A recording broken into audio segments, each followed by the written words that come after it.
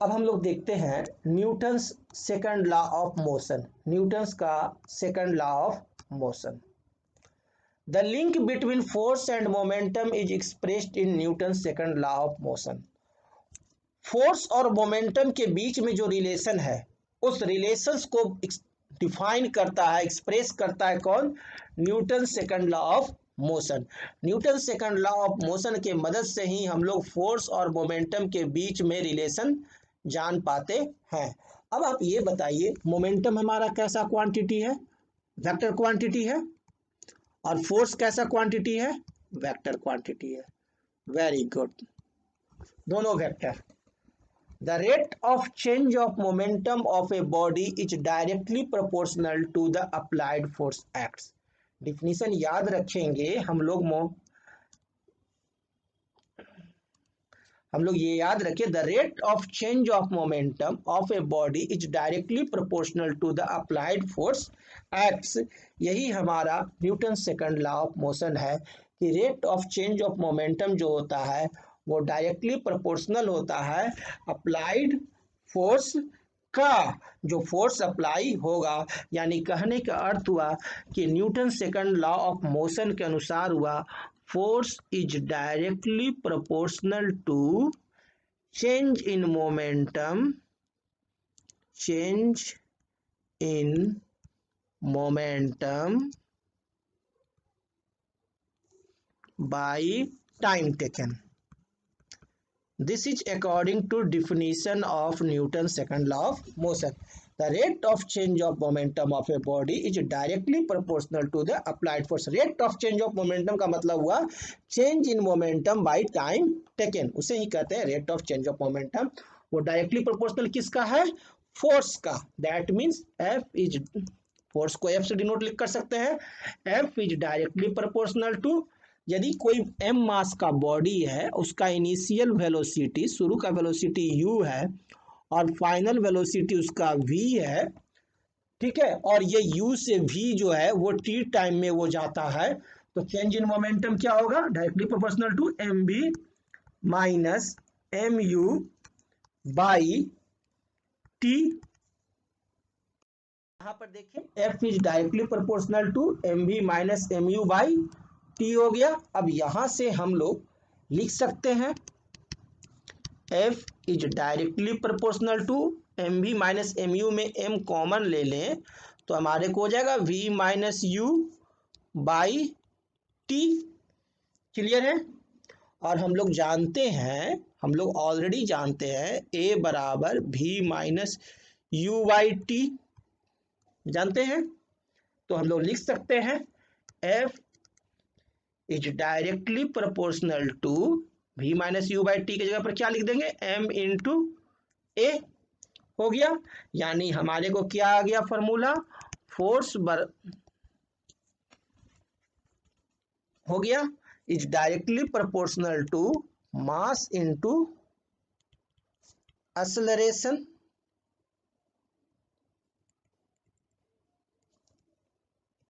अब इस जो F is directly proportional to ma है, इसे हम लोग इक्वेशन के टर्म में दें तो F बराबर एक कांस्टेंट से गुना होगा K इंटू एम ए, जहां पर कि K क्या है? कांस्टेंट है। जहां पर K क्या है? वैल्यू ऑफ कांस्टेंट K हम लोग दे देते हैं 1, कांस्टेंट इज 1, तो F बराबर क्या आ जाएगा? m इंटू ए। क्लियर है? यानी हमारे को क्या आ गया? फोर्स बराबर मास गुना एक्सेलरेशन। फोर्स बराबर क्या आ गया? Mass into acceleration. तो दो फॉर्मूला हम लोग देखे, force is directly proportional to change in momentum by time taken, that is force बराबर क्या आ गया? Mass into acceleration. क्लियर है?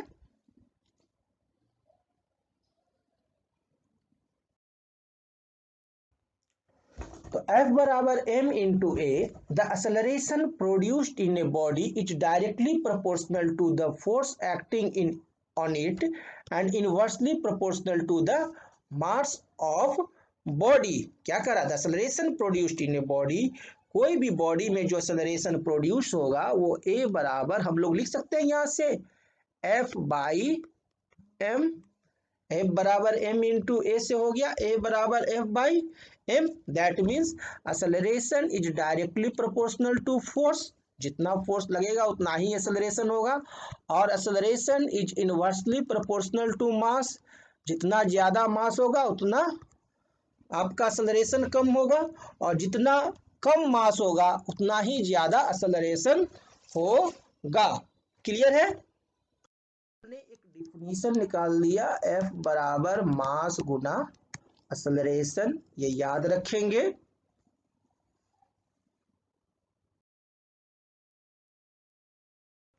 और ऐसा यूनिट ऑफ फोर्स क्या होता है, न्यूटन। न्यूटन आपका फोर्स का ऐसा यूनिट है। Newton is that force which when acting on a body of mass 1 kg produces an acceleration of 1 metre पर सेकंड स्क्वायर। न्यूटन वह फोर्स है, newton is that force, newton वह force है जो किसी 1 kg के बॉडी पर जब लगता है तो 1 मीटर पर सेकंड स्क्वायर का एक्सेलरेशन प्रोड्यूस करता है। कैसे? हम लोग फोर्स बराबर जानते हैं क्या, मास गुना एक्सेलरेशन m इंटू ए।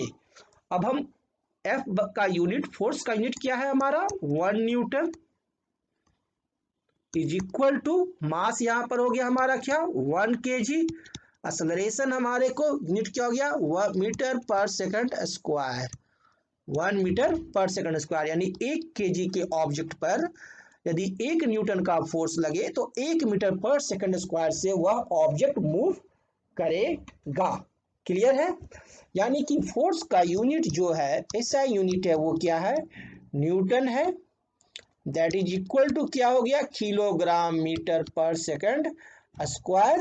फोर्स क्या है, वेक्टर क्वांटिटी है। फोर्स कौन सी क्वांटिटी है, वेक्टर क्वांटिटी है। और हमने पढ़ा था क्या, मोमेंटम।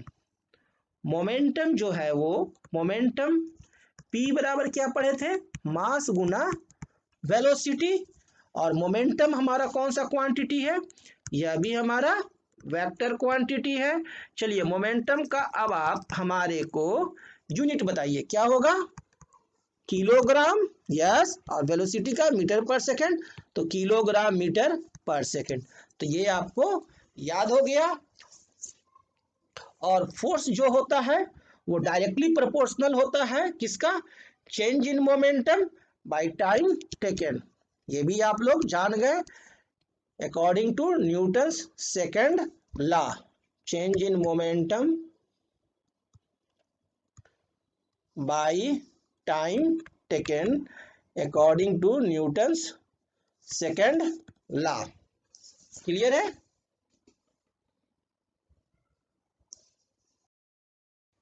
अब एक क्वेश्चन देखिए, what force would be needed to produce an acceleration of 4 metre पर second square in a ball of mass 6 kg।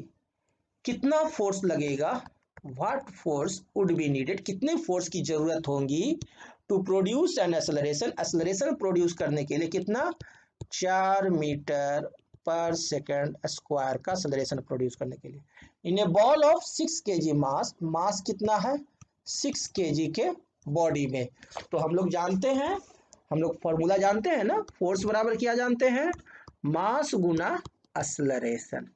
तो मास कितना है 6 kg, एक्सेलरेशन 4 मीटर पर second square, that is equal to 24 kilogram metre पर second square, that means 24 Newton.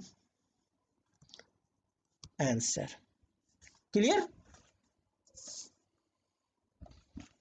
Next question देखते हैं, what is the acceleration produced, what is the acceleration produced, यानी a बराबर what by a force of 12 newton, force कितना है 12 newton का, exerted on an object of mass 3 kg, 3 kg के मास पर लगेगा है, तो 3 kg के ऑब्जेक्ट पर यदि 12 न्यूटन का फोर्स लगे तो कितना एक्सेलरेशन होगा। हम क्या करते हैं, सबसे पहले क्वेश्चंस को मैथमेटिकल टर्म्स में लिखते हैं। क्लियर, उसके बाद ही बनाते हैं। अब फोर्स बराबर, और उसके बाद फॉर्मूला लिखेंगे, फोर्स बराबर मास गुना एक्सेलरेशन, इसलिए एक्सेलरेशन बराबर फोर्स बाई मास। क्लियर है, that is equal to force हो गया 12 न्यूटन, मास हो गया 3 kg, that is equal to 4 metre पर सेकंड स्क्वायर। क्लियर है, दिस इज आंसर।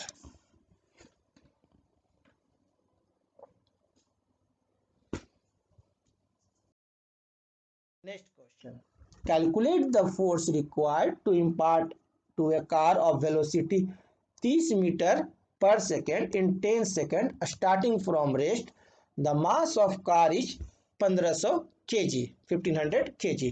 कह रहा है क्या, calculate the force required to impart to a car a velocity of 30 metre per second in 10 second starting from rest, u बराबर 0, initial speed कितना है 0, इसका स्पीड हो जाता है कितना 30 मीटर, v बराबर 30 मीटर पर सेकंड, फाइनल स्पीड हो गया कितने देर में 10 सेकंड में, t बराबर 10 सेकंड, मास दिया हुआ है 1500 kg,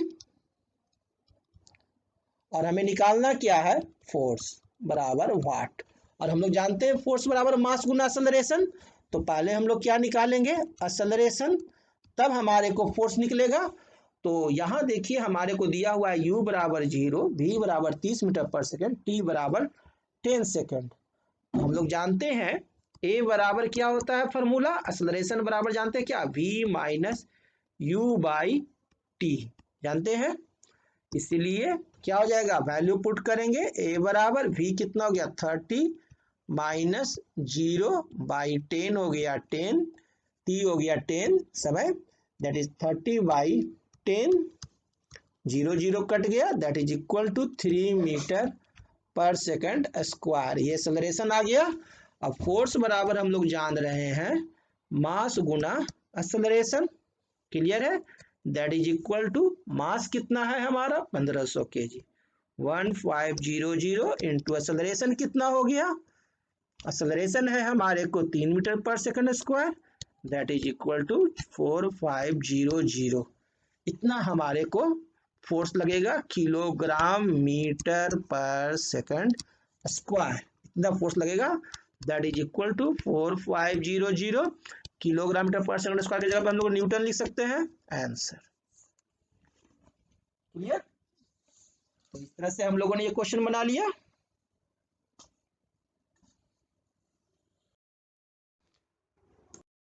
क्वेश्चन 4 है, a truck starts from rest and rolls down a hill with a constant acceleration.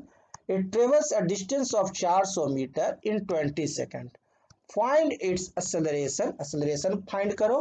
Find the force acting of its mass is 7 metric ton. और 7 metric ton का ये जो ट्रक है उस पर कितना फोर्स लगता है वह भी फाइंड करके हमें बताओ। चलिए हम लोग इसको बनाते हैं। तो ट्रक स्टार्ट्स कहाँ से कर रहा है रेस्ट से, तो जितना भी चीज दिया है क्वेश्चन में उसको मैथमेटिकल टर्म में लिखते हैं। सॉल्यूशन u बराबर 0 and rolls down a hill with a constant acceleration, it travels a distance of 400 metre, s बराबर क्या है 400 मीटर, कितना देर में 20 सेकंड में, टाइम बराबर 20 second. Find its acceleration, acceleration बराबर वाट पहला, और दूसरा कह रहा है फाइंड द फोर्स, F बराबर वाट, जहाँ की मास कितना है 7 मेट्रिक टन, और हम लोग जानते हैं कि 1 मेट्रिक टन में 1000 kg होता है, 1 metric tons is equal to 1000 kg। Clear है, तो 7 मेट्रिक टन बराबर क्या हो जाएगा 7000 kg हो जाएगा। तो मास भी हम लोग जान गए कि कितना है 7000 kg है। तो चलिए सबसे पहले हम लोग एक्सेलरेशन निकालते हैं। तो एक्सेलरेशन के लिए यू एस टी और ए के बीच का रिलेशन का फॉर्मूला है s बराबर ut प्लस हाफ at²। ये हम लोग पढ़ चुके हैं मोशन में, क्लियर है। अब वैल्यू पुट करते हैं, s के जगह पर 400 मीटर और u के जगह पर 0 गुना टाइम लगेगा 20 सेकंड, तो ये 0 हो जाएगा, प्लस 1/2 इंटू एक्सेलरेशन निकालना है इंटू t का स्क्वायर 20 का स्क्वायर, क्लियर है।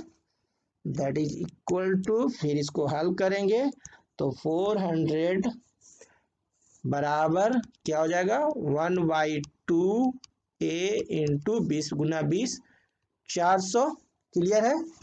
That is equal to a बराबर क्या होगा, यह a जो है यहीं रह गया, 2 कहाँ चला जाएगा, ऊपर चला जाएगा, और ये 400 नीचे चला आएगा, यानी हो जाएगा क्या, a बराबर हो जाएगा 2 इंटू 400 बाई 400 से 400 कट गया, that is equal to 2 metre पर सेकंड स्क्वायर।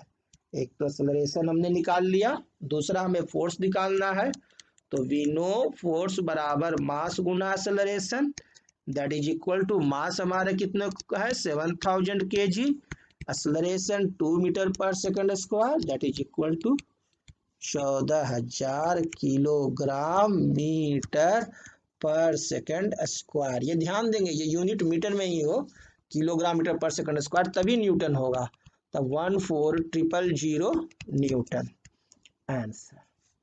तो ये फोर्स भी हमने निकाल लिया, क्लियर है, दोनों आंसर हमने बना लिए।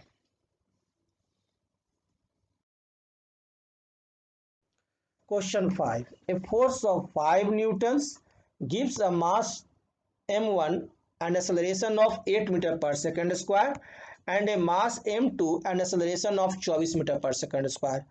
What acceleration would it give if both the masses are tied together? यदि दोनों को हम लोग ऐड कर दें तो कितना acceleration प्रोड्यूस होगा, ये हमारा क्वेश्चन है। देखिए दो ऑब्जेक्ट है, एक है m1, अब इस m1 पर फोर्स कितना लगा 5 न्यूटन, फोर्स लगा है कितना 5 न्यूटन। इस 5 न्यूटन के लगने से एक्सेलरेशन प्रोड्यूस हुआ कितना 8 मीटर पर सेकंड स्क्वायर, ठीक है।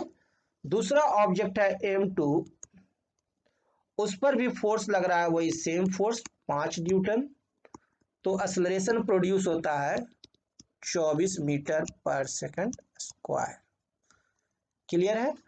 तो what acceleration would it give if both masses are tied together, यदि दोनों मास हम लोग जोड़ दें m बराबर m1 प्लस m2 कर दें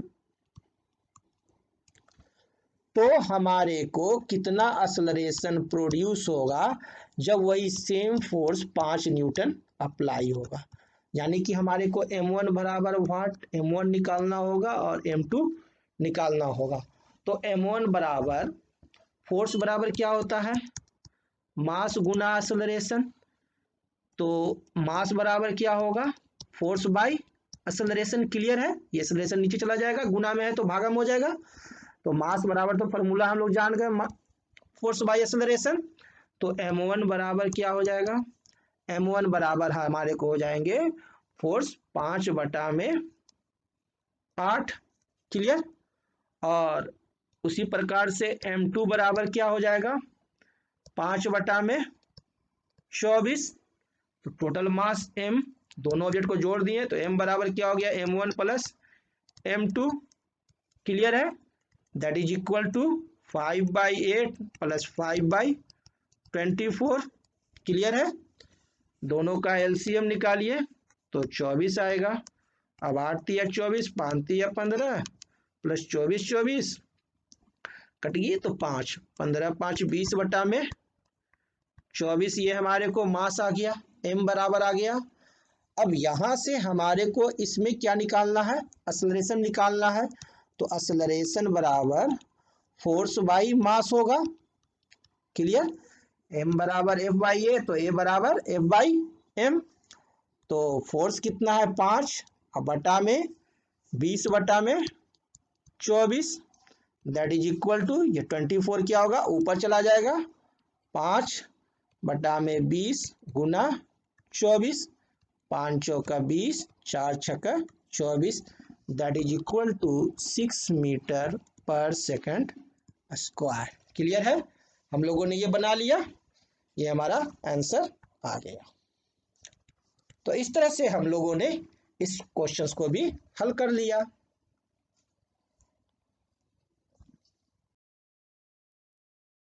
question 6, which would require a greater force accelerating a 10 gram mass at a 5 metre पर सेकंड स्क्वायर या 20 ग्राम मास एट 10 मीटर पर सेकंड स्क्वायर। अब यहां पर देखिए दो ऑब्जेक्ट है। क्या है? दो ऑब्जेक्ट है। एक 10 ग्राम का मास है यानी m1 बराबर 10 ग्राम, जिस पर एक्सेलरेशन कितना लग रहा है? 5 मीटर पर सेकंड स्क्वायर प्रोड्यूस हो रहा है, 5 मीटर पर सेकंड स्क्वायर। दूसरा 20 ग्राम का है, m2 बराबर 20 ग्राम, जहां पर एक्सेलरेशन 2 मीटर पर सेकंड स्क्वायर प्रोड्यूस हो रहा है। तो पूछ रहा है किसमें ज्यादा फोर्स लग रहा है। यहाँ F1 बराबर वाट और यहाँ पर F2 बराबर वाट, दोनों हम लोग निकाल लेंगे तो पता चल जाएगा कि कौन सा फोर्स ज्यादा है। और फोर्स बराबर तो हम लोग जानते ही हैं, मास गुना एक्सेलरेशन, तो बहुत आसान है निकाल लेना, है ना। तो चलिए F1 पहले निकाल ले। F1 बराबर क्या हो जाएगा? 10 ग्राम, ठीक है, गुना एक्सेलरेशन कितना हो गया? 5 मीटर पर सेकंड स्क्वायर। अब ये देखिए 10 ग्राम है, क्या है? ग्राम है। इसे हमें केजी में बदलना है, क्योंकि यूनिट जो होता है किलोग्राम मीटर पर सेकंड स्क्वायर ऐसा यूनिट है। तो किलोग्राम में बदलने के लिए 1000 से भाग दे देंगे। क्लियर है? 0 से 0 कट गया, दैट इज इक्वल टू 5/100। 100 से 5 में भाग देंगे तो क्या आएगा? 0.05 न्यूटन। क्लियर है? अब F2 निकाल ले। F2 बराबर क्या हो जाएगा? 20 बटा में 1000 किलोग्राम, किलोग्राम बदलने के लिए 1000 से भागा दिए 20 में, गुना 2। क्लियर है? 0 से 0 कट गया, ऊपर हो गया क्या? 2 दूना 4 बटा में 100, that is equal to 0.04 newton. तो हम लोग F1 भी निकाल लिए और F2 भी निकाल लिए। तो हमारे को which would require a greater force, तो किसको ज्यादा फोर्स चाहिए? अब 10 ग्राम वाले को कि 20 ग्राम वाले को? अब यह आप बताइए किसको फोर्स ज्यादा चाहिए। तो यहां पर हम लोग देख रहे हैं 0.05 Newton is greater than 0.04 Newton, यानी F1 force is greater than F2 force. Clear है? दैट मीन्स 10 ग्राम मास के ऑब्जेक्ट को 5 मीटर पर सेकंड स्क्वायर के लिए ज्यादा फोर्स की जरूरत है ना। 10 ग्राम मास रिक्वायर्स ग्रेटर फोर्स। क्लियर? तो ये हमारा क्वेश्चन 6 भी हो गया।